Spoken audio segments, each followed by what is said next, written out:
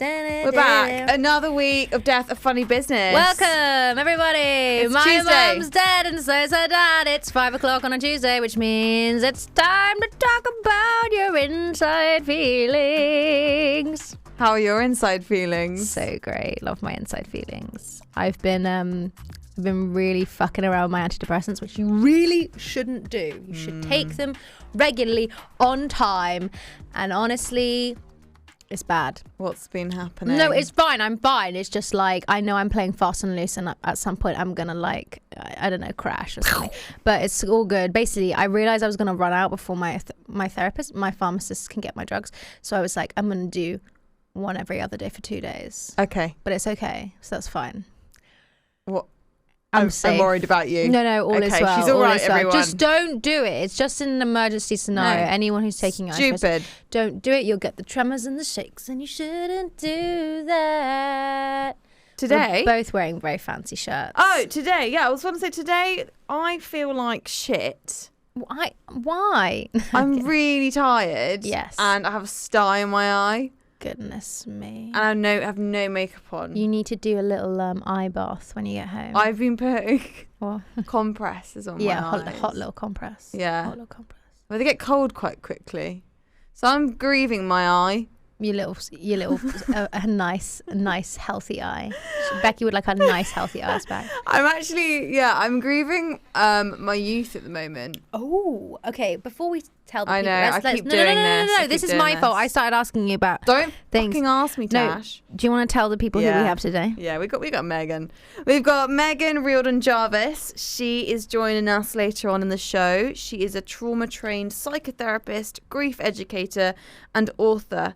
So we're going to find a lot about her books and also dive into PTSD, which is something that we haven't really talked that much about. Yes, I think it's very fascinating. And I feel like she could offer some insight into lots of bits and bobs.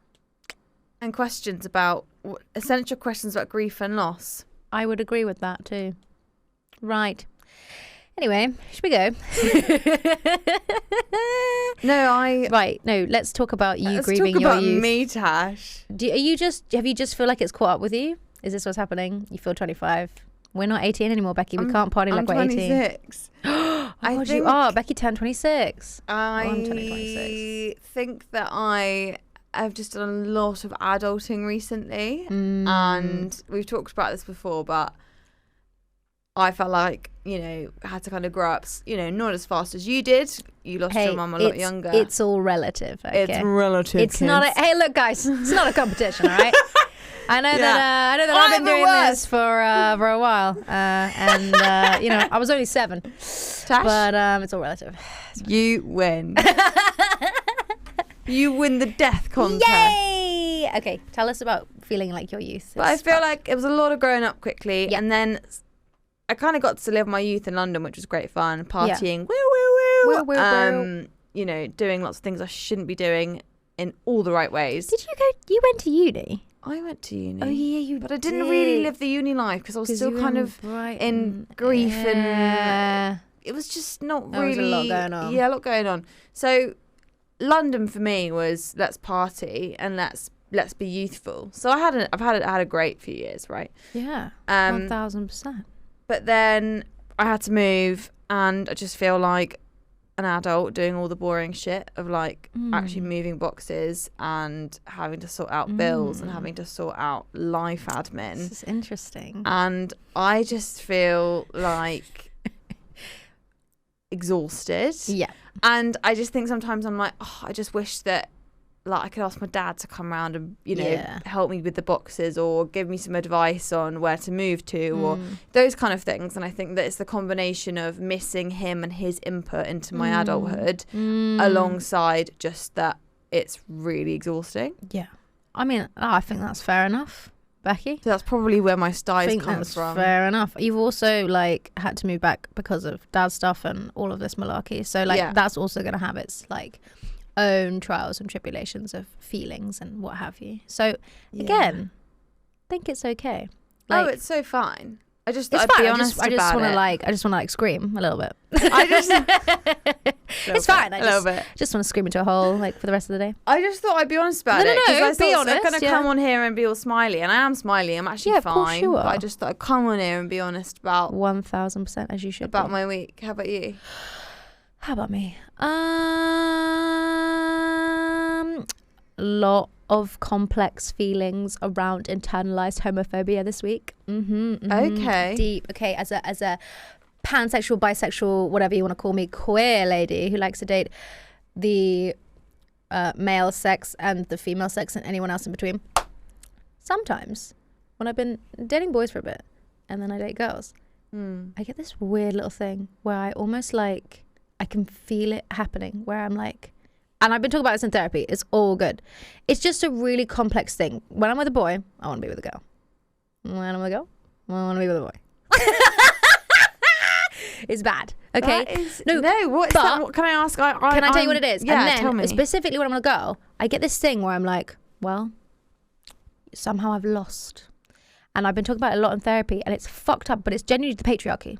It's genuinely the patriarchy. It's like the patriarchy that's told me my whole life I need a husband. When I had my husband, thank you, Ray. Been dancing to that all week. I'm not gonna lie. That is also part of the problem. I actually think she's creating a patriarchal stereotype in my head. No, I'm not. It's probably because you've been listening to it so much. I've been listening to it on the radio, and also as well, like people have said to me, like mates at work have been like, if there was ever a song that encompassed you, it would be that song, which I am not taking as a compliment.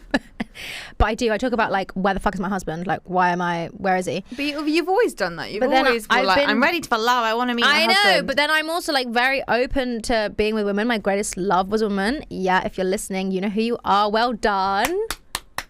Big snaps for ex-girlfriend. Good job. Yeah, greatest love was with a girl. Like the whole vibe. Like 1000% have been like totally down to marry a lady. But in the beginnings of like dating a girl, which I am kind of slightly, just a couple of dates. Okay. This is new. She doesn't know how to podcast, so this is great. We can tell us kissed a girl. Oh, kissed a girl. I thought you were seeing someone else. This is all new to me. Yeah, I was, and then he fucked off, and then now I'm like back in. Back in the game. You know what I'm saying? So, you know, none of it's, you know, all of it's very fresh. It's very new. I'm just exploring. I'm 25. I'm living my life. You're allowed to be doing all of that. Yeah, shit. and she's really, really lovely. But the moment I was like, we had honestly probably best date ever. She paid the bill. Little cheeky minx. What'd you do? What was the date? We went for dinner and drinks. And then I went to the toilet. I came back, and I was like, should we go? And she was like, yeah. And then I was like, oh shit, we need to pay. And she was like, no, I've dealt with that. I've done it. Oh, and I was like, oh, okay. Treat me like a lady. And you know did you tell her that your mum's dead? Do you know what's crazy? Not in the way that I usually do. I told her because I was like, she was asking about like family. Yeah. I didn't go, well, funny story, my mum died. Yeah. I just went, yeah, it's just me, my sister, and my dad, and whatever. Which actually, because we were just talking about crazy shit, we had like long ass chat. But, you know, it's interesting. But genuinely, like, it's a weird thing. Like, and my therapist said it's quite common in people who date both genders. It can be like quite, or like all genders. It can be quite confusing sometimes, like where you kind of go like, oh, like all of a sudden like you start doubting whether you kind of compare them to the rest of the species. So like when I date a boy, I'm like, they encompass all boys, and when I date a girl, they encompass all women. So like I feel like, but then actually what you need to do is kind of switch off that part of your brain that's telling you that they're all the same, and be like, no, we have to see them as individuals. So I'm very excited. We're going on a date tomorrow. I'll keep you guys updated. It'll be lovely. So you've had a great week. I've had a good week. I mean, not gonna lie, the beginning of the week started with me being all like mopey about boys and hating life and being like, I'm gonna be alone forever and I hate him and he's such a dickhead and where, even though but he's not that much griefy week. No, not grief, just more like, you know, figuring shit out. You know what I'm saying? I mean, always, mother, what would you think, mummy? But she's not around, so can't ask her. Like, what would she think or say? Do you know? Fuck knows. I've no clue if she'd even be like super uncomfortable with being gay. But do you never think that you could just kind of like make it up? Like if What, you're in not my head? if you're not unsure about something, you could be like, I have a feeling my mum would love this. Well, here's the thing. I don't know. I know that my mum was incredibly opinionated, so I'm sure she would have had an opinion about it. But then my dad has like almost zero opinions about anything in a way a lot of the time. So it's hard to know. It's hard to know. But I think we can start using this as an excuse. Oh, really? Yeah. Oh, what? I can't. I'm pretty sure my dad would think this is super cool. Okay. Getting fucked at the weekend, you know? And then... Yeah, okay. It's fine, because Daddy said it was fine. Oh, Daddy said it was fine? No daddy issues here at all. I keep making jokes at the moment about my dad's. So I'm staying in his flat where he was supposed to move into before he died, and I keep like Joe, my boyfriend, and I keep joking about how my friend Joe. He's just my boyfriend. How my dad's just lingering about like a ghost. Yeah. Did he ever live there? No. Oh, he didn't. He never lived there, but he was like planning on moving there. Oh, so he was like doing the flat up, and then when he died, we all had to do the flat up. So that's why. And that makes a lot of sense. You kind of got lumped in a way with the flat. Yeah, we got lumped with the flat, which is great. Yeah, but amazing. It was also, but also like all these memories. Like I had my room, Oscar had his room, and because my parents are separating, so it was like a new chapter that never got to happen. Fuck, so Becky. No, let's talk about that. That's messed up, man. That's rough. Yeah, I think that's probably why I was a bit anxious about moving there, because I thought, okay, so I'm moving to these memories that haven't happened, but they've happened in my brain.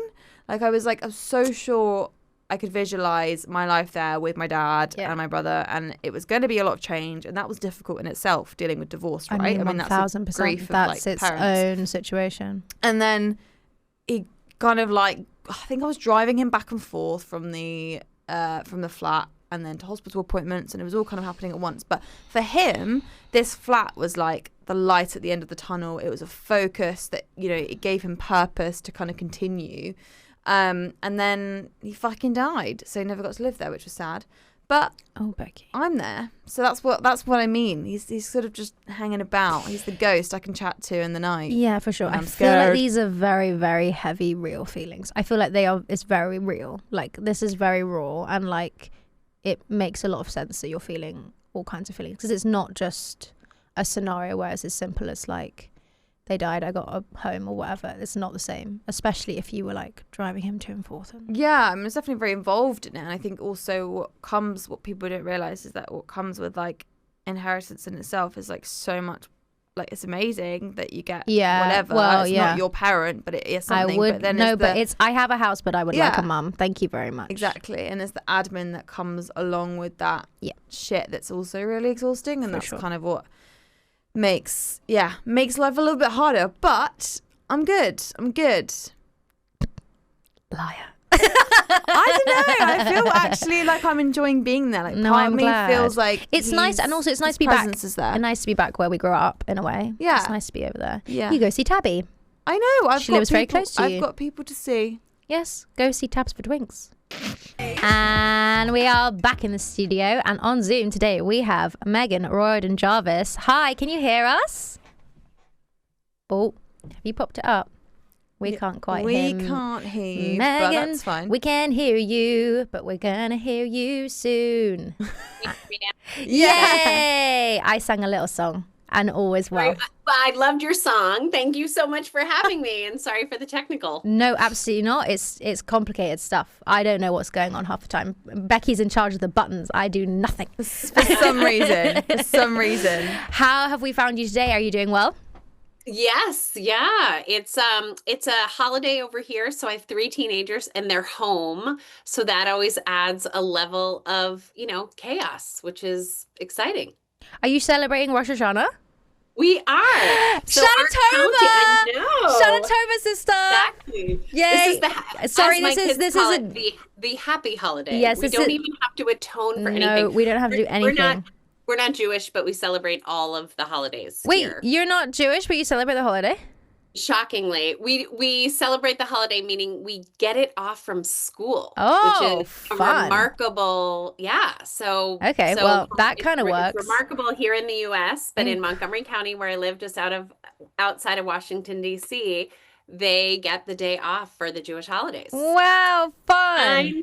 know. Okay, well, happy Shana Tova. Thank you. Happy Rosh Hashanah. Anyway, Tova. Sorry, little Jewish interlude. We are going back to normal programming. Circle back to grief. Meghan, you are a trauma-trained psychotherapist and grief educator and author. Do you want to tell us a little bit about how you came to be on this show with us and talking about grief and the beginning of your story? Sure. So, I mean, it goes way back. When I was a kid, someone who was considered like a cousin to my family drowned when I was 9 and my family was on the beach. And kids just roll with it, So it was like a sad event. It was really terrible.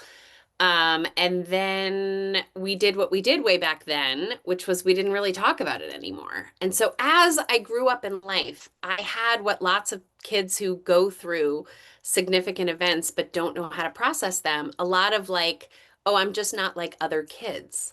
So by the time I got into my like late teens and 20s, where you're all shame for things, you hate your body and you hate yourself and you just wish you were something other. By the time I was like in my early 20s, I went and saw a therapist and was like, it's obvious that I am really dysfunctional. It was largely because I was going through a breakup and I was just taking it really hard.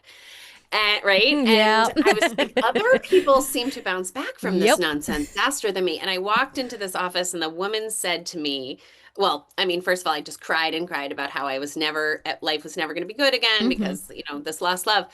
And we get to the end of this session and she says, just out of curiosity, did anything bad ever happen in your childhood? And so 2 things happened. One was I utterly denied that anything bad had ever happened in my childhood, and I believed it when I said it. And 2, I was like, wow, this lady was not even listening. She's asking me the wrong question.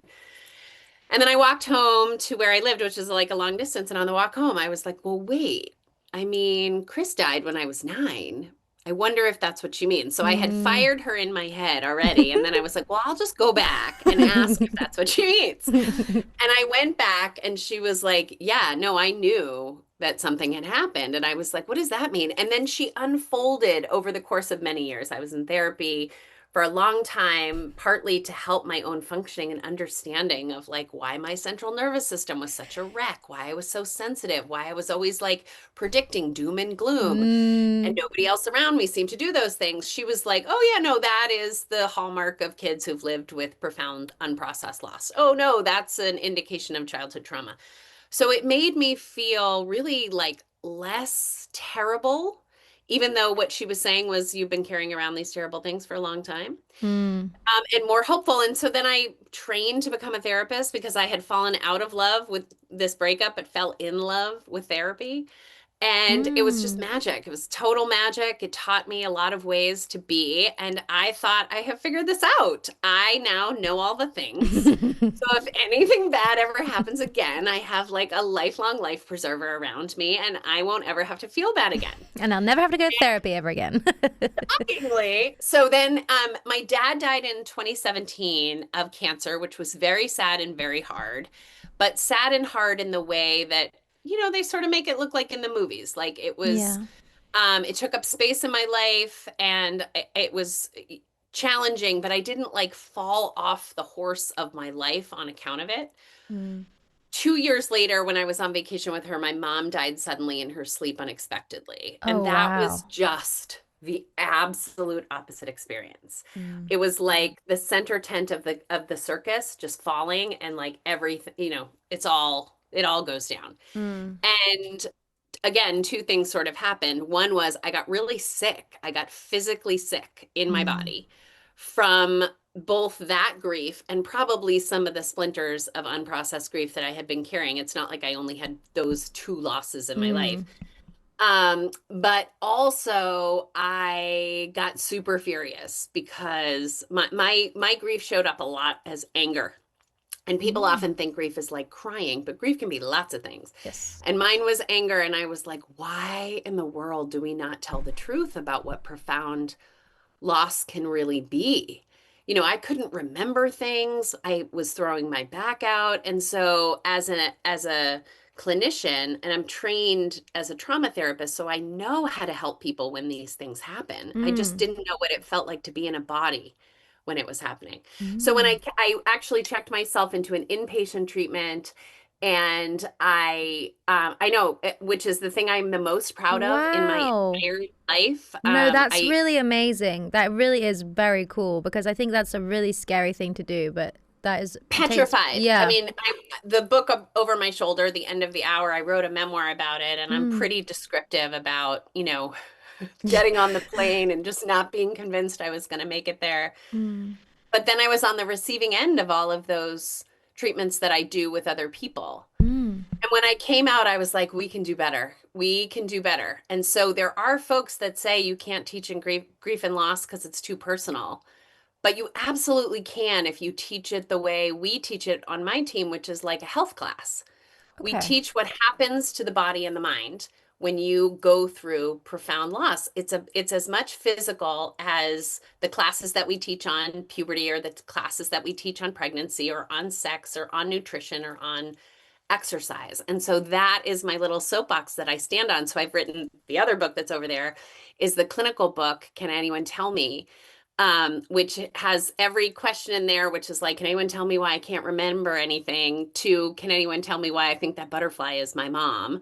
It's just everything that everybody talks about as being hard in grief and loss. And then we teach this curriculum called the Grief Mentor Method, which is just, we go through the 6 areas that people typically struggle with. We teach them sort of, here are the ways that can be helpful. You have to pick your own way. So the Grief Mentor Method is 6 core components to creating a personalized grief practice, which for me might look like swimming and, art. And for you might look like breaking plates and starting a foundation. Well, like, grief isn't pretty. And you raise a really good point there, that it is physical as well as, I'm sorry that you've lost this person, but the anger is well, for me anyway, only recently I'm starting to feel and understand is anger.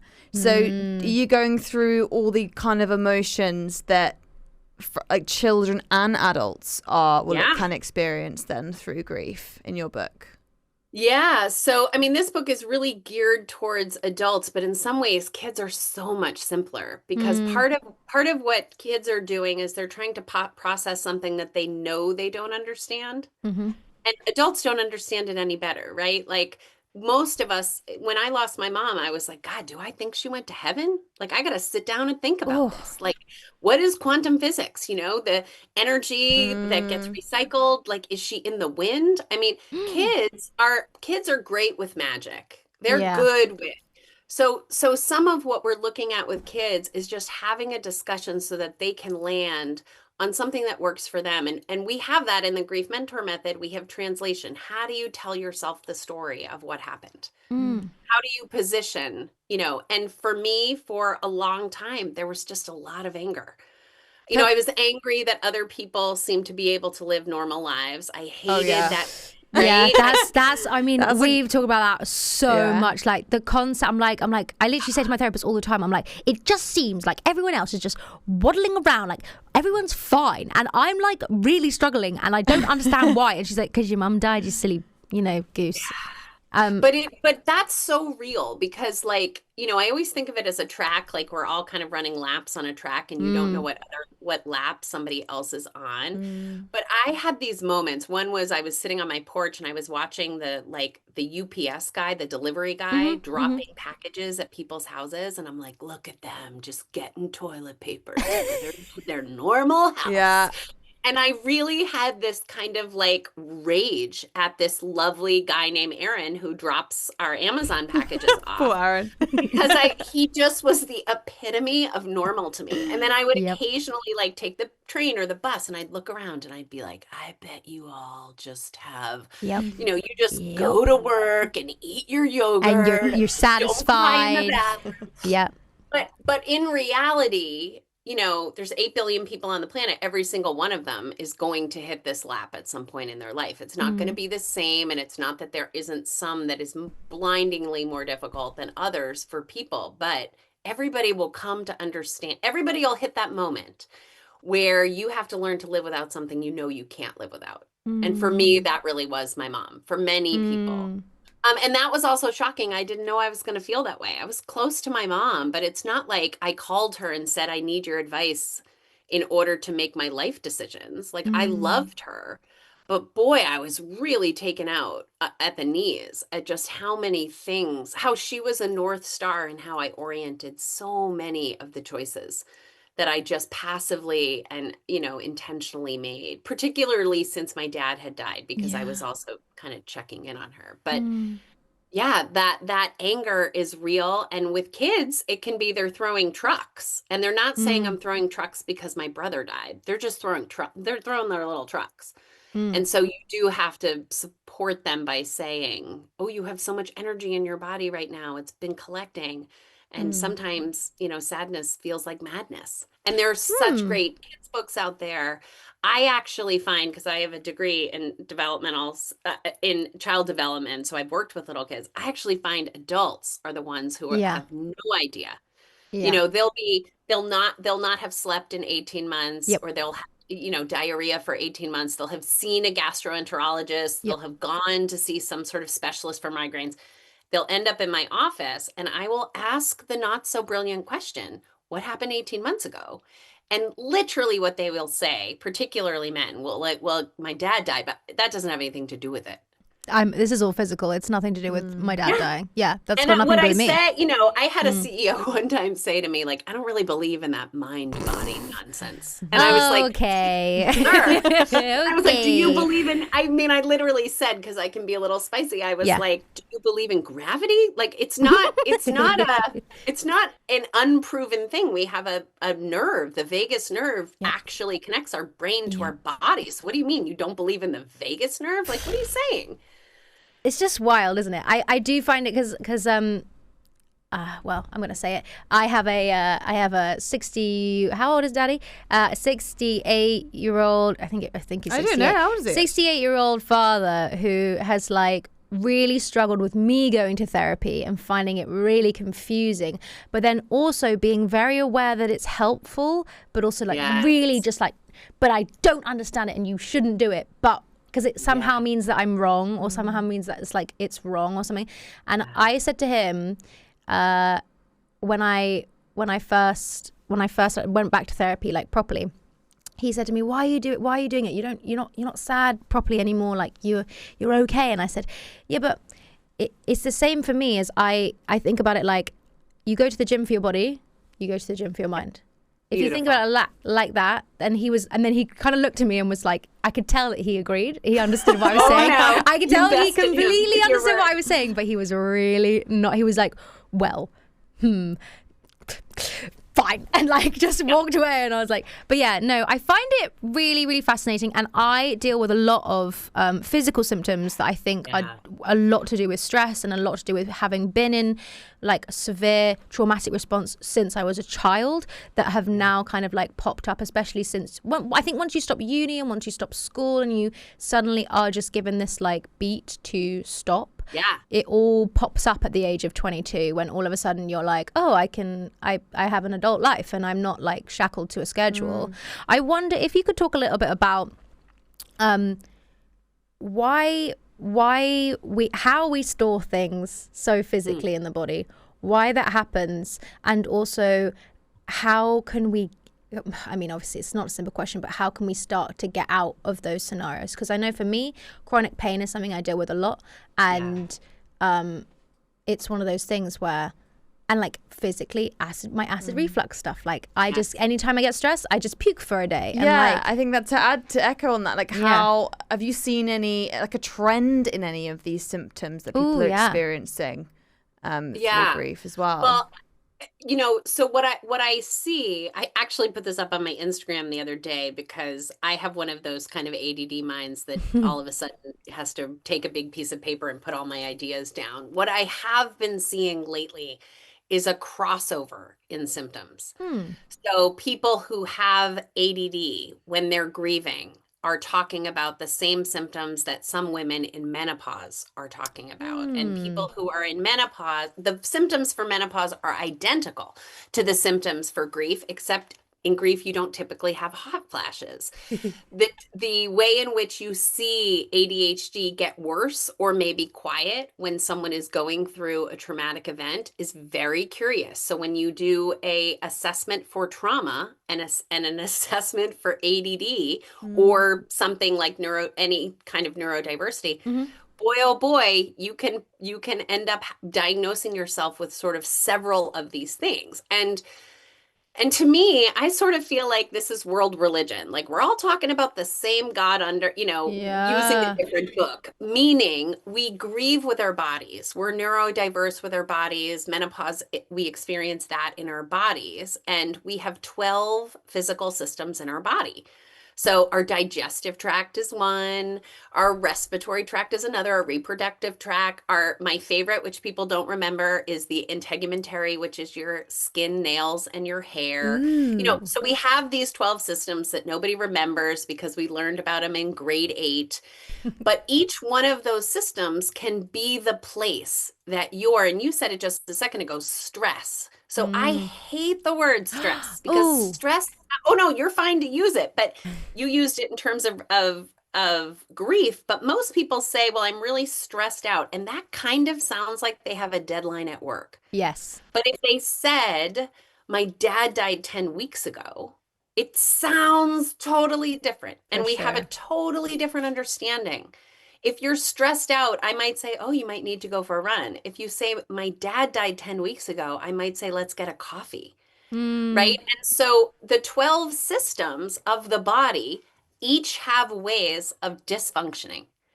And so I do see patterns, and sometimes the patterns are people's ADD is the thing that is the most agitated in their grief experience, or they're having physical symptoms like sleeplessness or memory loss. Memory loss is a big one. Brain fog. None of these have come back, so this is so fascinating. When you said about the menopause, I was like, oh my gosh, I keep saying that. I'm like, I feel like I'm going through menopause, like brain fog and memory loss. And actually recently you have had your brain foggy stuff. I'm going to have an ADHD diagnosis. Oh, are you looking for one? But I'm at the moment trying to work out if it's to do with trauma or is it ADHD or like when did this start? So this is so interesting. So here's the thing that I will say, because I really believe this, because what I keep doing is getting trained in each one of these things. Yeah. I'm like, oh, well, now I need to learn about this and now I need to learn about that. So I'm in menopause, unlike you two lovelies. And so I was very incentivized to learn more about it. Here's how to think about it. The primary system that is getting disrupted is your endocrine system. Yeah. Your endocrine system is where your pituitary gland and your thyroid are. Yeah. Those are responsible for your hormones. Yep. And your hormones, people may not know this, but your neurotransmitters are how your brain cells communicate with each other through the synapses at the end. Yep. Hormones, same thing. They're sending messages all through the body, but they're doing it through the blood. So there are some neurotransmitters and some hormones that are there's some that are the same and some that are different. But when, let's say in menopause, your estrogen just drops out, it's not there anymore.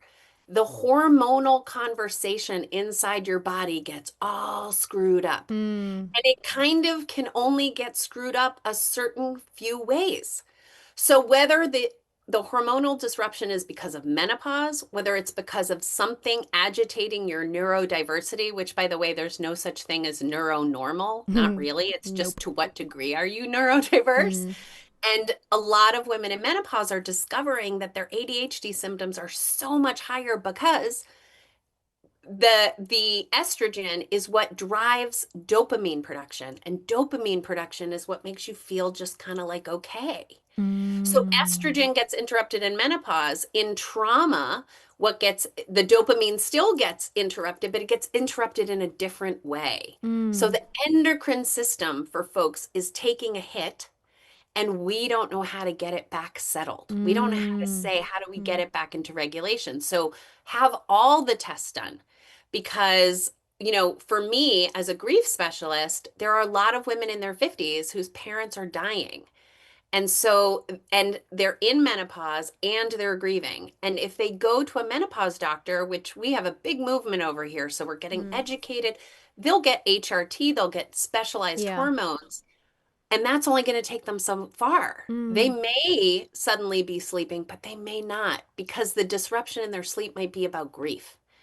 And so when you asked about the energy, that's just how I describe it. Grief is the energy that's created in your system on account of loss. It could be on account of loss because someone died, but it could be because you just finished university and oh my God, the existential change. But there's loss in any kind of change, and that you're going to see the loss inside your body. So when my mom died, I just basically stopped eating. That didn't mean I lost a lot of weight, by the way. Yeah. But it did mean that my digestive tract kind of shut down. Yeah, for sure. And I'm 6 years out after my mom's death, and I'm still working on getting it back to sort of normal hunger cues and normal responses. Because what happens is the body goes into these fight, flight, and freeze responses because it feels like it's under threat. I mean, death is literally the biggest threat that it is trying to avoid. Now, how does PTSD come into this? So oh, sorry, keep asking. No, I'm just intrigued into terms of the difference between like trauma and PTSD, and are they linked? Good question. Yeah, so good. So the definition of trauma, as I use it as a trauma therapist, is something bad that happened. That's it. So COVID was a trauma for the entire globe, right? For sure. But that's different than traumatized. You know, people who were not, who they did not have any trouble. In fact, they lived their best lives during COVID. Yeah. So a trauma doesn't always traumatize someone, right? And that's actually a hopeful thing to say, because particularly for children, bad things can happen, but if they get the right amount of support in the right way at the right time, it won't land inside their system and then begin to make meaning inside their system about what the rest of their life looks like. As a child who experienced a child's death, I took no risks as a child. If I did not already know that I could do it, I didn't even try it. And now, if I haven't failed at 6 things a week as a 51-year-old woman, I am not living life. But so PTSD is, I'm just going to sort of in a nutshell describe it as this. Just as you just said, when you get out of your scheduled environment and there's a pause, the body does sort of ratchet down. It does take a moment and look around. And sometimes it says, oh, I'm fine. I don't have a paper I have to write. I don't have a bus I have to catch. And then it says, oh my goodness, this would be an effective time to process out all of the feelings that I haven't had time or haven't been safe enough to process. And so when we first saw a PTSD diagnosis, that was with veterans, and they were experiencing the emotional state of being on a battlefield, having been off the battlefield and home in their own living room for a year. So a year after these terrible events that nearly made them die, suddenly they're feeling all the fear that they didn't feel in that moment. And that's really adaptive, because if a bear runs into my office right now, it's not great for me to start to collapse, really have my emotional experience. We need me to run. Yeah. So that fight flight response is active. And if I'm able to get away from the bear, I'm less likely to be traumatized. The tricky thing is the other system is freeze. And if I can't fight and I can't flee, I will go into freeze. And in freeze, I have no defenses. The energy gets into my system. And when we're talking about something like a death, there's nothing to fight against and there's nothing to flee.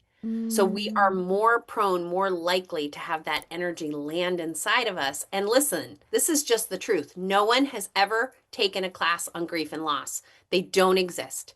And so all people think grieving is crying. And so we have this terrible thing happen. We cry a couple of times. People are like, aren't you feeling better yet? And then our boss says, you've had your 3 days off. You need to come back to work. And that energy stays inside us. And PTSD is when whatever the terror was, right? So for me, that was the moment my husband told me my mom died. Something about that five senses experience. For me, I was standing in a parking lot. It was kind of a rainy day. There were cars driving by. There was like kind of a trash smell. PTSD is something pokes me and I am pulled back into that moment, and I can't distinguish the difference of that is in the past from my present moment experience. So I am reliving with my five senses that terrible moment right now, and my body thinks it's happening again. That really is the definition of PTSD. And so we use these tools to remind you it's not happening. It's not happening right now. We just need to move that terror through the body. And often with PTSD, what we try to do is offer the supports that you needed in that moment, even though you couldn't have them, because the body doesn't know the difference between it happening then and it happening now. So it also doesn't know the difference between you not getting support then and you getting support now. So that's the real hopeful piece. I have to wrap up in a second, but my just final question to that is that PTSD in a therapy session, for example, then can be perhaps very useful to be able to process that in the correct way. And then I guess that release of energy, rather than not being able to kind of, I don't know, like completion and like actually process what's happened. Yes. So PTSD in some ways is a very present trigger because you get so dysregulated and you feel so afraid and there's so much panic, you don't miss it. Whereas when you just have a headache or you're not sleeping or you can't get off your phone and you tell your therapist, my dad died 18 months ago, but I don't think that has anything to do with it, you can miss it. But PTSD from my perspective is just an immediate thing that we can attend to with all of these body-centered treatments. Can I say one thing about this, which is that grief in general doesn't require therapy. I mean this really sincerely. Yeah. A therapist is a trained specialist. And in the US, we don't have that many that are trained in grief and loss, but I'm trained in all kinds of sort of like ninja tools to help you with your high level of dysfunctioning. I had traumatized grief. And the people that I work with usually have traumatized grief, meaning they're not able to do their normal life most of the time because that's how bad they are physically feeling inside their body. Most grief, we could actually like teach a class in our synagogue or teach a class at work, teach and just get generally better educated about how to move the energy through the body. And then we're just a grief-informed culture rather than doing what we don't want to do, which is sort of pathologize it. And like your dad had, which is like, oh, why do you need to go to therapy? You know, we need to go to therapy because there's nowhere else to learn how to grieve because we don't have access to that level of education. Oh, Meghan, thank you so much. This has been such a fab talk. I have really enjoyed this one, Becky. Really fresh perspective, and I think also really positive. You know, like some of these words that trigger words like PTSD and grief and trauma really scary. Sound terrifying, but it's great that we can kind of reframe that. So do you want to just tell us where we can find you online? Yeah, so I'm pretty active on Instagram. So it's just my name, Meghan Riordan Jarvis. I also host a book festival in LA. This year it's on November 21st. It's called the Grieftastic Book Festival. So you can look up Grieftastic if my name is too hard to spell. Fun. I have a podcast called Grief is My Side Hustle. You can come listen to me and my guests there. And I have a website. So, and those two books. So you can, everything we talked about today, you guys would love Can Anyone Tell Me? Because everything I'm very about the excited. science is all in there. I put it all down. We're going to be all over those. Meghan, thank you so much. We have to go to a break. Have a great day. Bye. See you after the break. Everybody. Bye. Just doing a quick grief photo. Yeah, we were. We're taking selfies in our studio because we're so clever. Because we're so clever. And we were just recounting my fantastic memory because I didn't have brain fog because my mum died when I was 7. We were talking about how primary school. Yeah, we were talking about how Becky's drinking San Pellegrino and Mrs. Morsellen when we were in year 5. Shout out Mrs. Morsellen, queen. She used to drink San Pellegrino and she used to fill it up. But she used to fill it up at the tap and then put it in this little terracotta pot. And I said to Becky, do you remember that she read us The Firework Maker's Daughter by Philip Pullman? And Becky said, no. And I said, yeah. And then Becky was like... I was like... Yeah, you fucking don't know brain Yeah, fog. because can I tell you something? That was the best parts of my childhood. Everything else was fucking awful. So Mrs. Moss-Talon reading us The Firework Maker's Daughter was like the highlight of my life. Like my whole year was like made. But do you know what? That's also great. Like you know, the conversation we've just had is about if we're grieving, then we need to be supported at the same time, and that 100%. Was the support, and that probably means that your grief is probably better now because of her. Probably. Love you, Miss Moss-Talon. Mrs. MT? Mrs. MT, that's what we used to call her. What a queen. Love her. She's probably 105 now. I think she's going to hate me for saying that. Is she ever I don't know if she ever listens to this. Well, maybe we should send it to her. Love you. She used to always say, never rely on technology. And I don't. Key takeaway from today's conversation. I'm intrigued to know what you thought. Anything you learnt? You go first. I want to contemplate a thought here. I think I was reminded of how much grief is stored in your body. Yep. I know we've talked about it lots before, but I think I kind of forget that, and the fact that there's different ways that it can show up physically, and I think that's really important to remember. And it just makes you think that all of these physical symptoms that we have are not necessarily that we can't find a diagnosis for. Yeah. Could definitely be a result of grief, and I think that's really fascinating, and I would love to kind of read more about that kind of work out why that is, and if there's any because it's very interesting symptoms. That you're reaching for an ADHD diagnosis when perhaps it's something like grief. It's the similar symptoms. I think that's really interesting, and this is something that it's something I wouldn't have diagnosed you with as a kid. No. For sure. Whereas me, they would have been like, that kid's fucking nuts. She's got the ADHD. And they did. Yeah. No, exactly. But I mean, I know a few people who work in that space. Yeah, for sure. And like apparently mine shows up, if I do have it, as more of like a boy's kind of ADHD symptomatic interesting thing. But I don't know, and the thing is like it's so difficult to diagnose it. Like she said, like no one is kind of like neurotypically normal, whatever she said. But I think it's that's also what makes us have our personality, and 100%. I think that's the same with grief, that like yes, that shit's happened to us, but that's also shaped us as to who we are today. I have contemplated my thought. What? Go. I really liked the conversation that we had about how grief can be something that we can deal with, and then there's like traumatized grief, and trauma, and being traumatized, and PTSD, and how they're all very different and they're separate, and how. Because I always think as well, I think there is that tendency when you've had a lot of grief to say something bad happens, like you have a breakup or something, and you go, well, here we go again. Motherfucker, strap in. We got to go. Like, do you know what I'm saying? And actually, is it trauma? Are we being traumatized again? Are we having very visceral reactions? Or are we having a grief moment where we need to just live with this in a bit more of a mundane way, rather than like a way that we're harking back to the trauma that we've already experienced? And also that's great, like brilliant if we're not all traumatized. Yeah, let's not be traumatized. Isn't that nice? Like, no one needs to be traumatized. Isn't that brilliant that we can have trauma and not be traumatized? Oh my God. I mean, not all trauma is bad. The dream. I think this was quite inspiring and insightful, and I feel quite positive about it. I'm glad. Do you think you're going to have a good week? I think you're going to have a great week. I think I'm going to have a good week. I think it's made me realise that I need to have some time to pause. Yeah. Everybody, take a minute. That's what my week is going to be looking like. Yeah, incredible. And we have 10 seconds left. What do you want to say to our people? I want to say, have a shit week, have a good week. Whatever happens, we're going to see you next week. Yeah, God bless. We all love you so much. And feel your grief, guys. Goodbye. Bye.